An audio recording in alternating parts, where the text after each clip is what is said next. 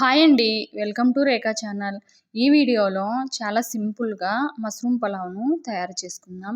ఈ పలావ్ లంచ్ బాక్స్‌లోకి చాలా బాగుంటుంది. అలాగే ఇంట్లో కర్రీస్ ఏం లేనప్పుడు చాలా ఈజీగా హాఫ్ అన్ అవర్‌లో ఈ పలావ్‌ను తయారు చేసుకోవచ్చు.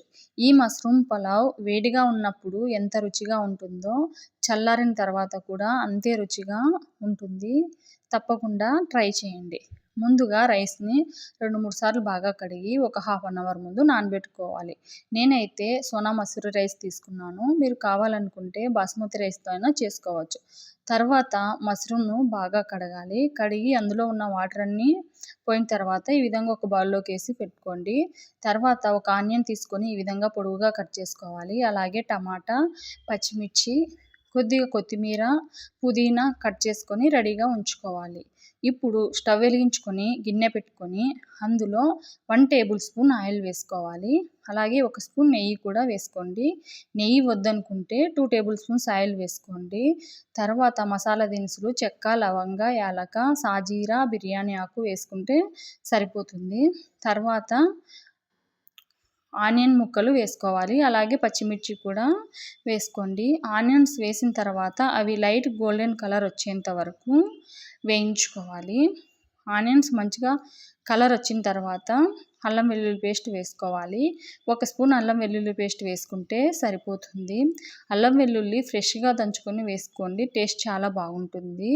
అల్లం వెల్లుల్లి వేగిన తర్వాత ఇప్పుడు టమాటా, కొత్తిమీర, పుదీనా వేసుకోవాలి. ఇవి వేసుకున్న తర్వాత ఒకసారి కలుపుకోవాలి. తర్వాత రుచికి సరిపడా ఉప్పు, పసుపు వేసుకోవాలి. ఇక్కడ నేను పలావ్‌కు సరిపడినంత ఉప్పు ఒకేసారే వేస్తున్నాను. ఉప్పు, పసుపు వేసి కలుపుకున్న తర్వాత ఇప్పుడు మూత పెట్టేసుకొని ఈ టమాటాలు బాగా సాఫ్ట్‌గా అయ్యేంత వరకు మగ్గించుకోవాలి. టమాటాలు బాగా మగ్గిన తర్వాత ఇప్పుడు మష్రూమ్స్‌ను ఈ విధంగా 2 పీసెస్ లాగా కట్ చేసుకొని వేసుకోవాలి. అప్పుడు మసాలా అనేది మష్రూమ్‌కి పట్టి మష్రూమ్స్ చాలా టేస్టీగా ఉంటాయి.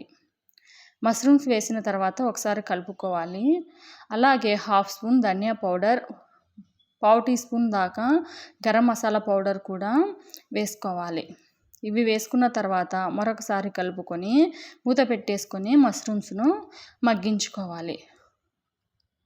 తర్వాత 2 స్పూన్స్ దాకా పెరుగు కూడా వేసుకోవాలి. పెరుగు వేసిన తర్వాత ఇంకాసేపు మష్రూమ్స్‌ను మగ్గించుకోవాలి.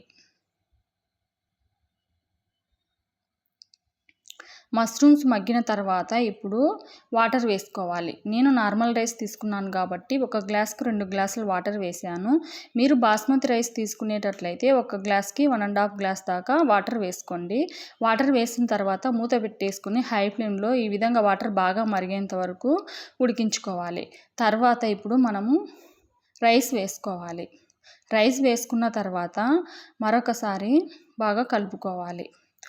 తర్వాత ఈ వాటర్‌ని ఒకసారి చెక్ చేసుకుంటే సాల్ట్ సరిపోయిందో లేదో తెలుస్తుంది. సరిపోకపోతే మరొకసారి కొద్దిగా వేసుకోవచ్చు.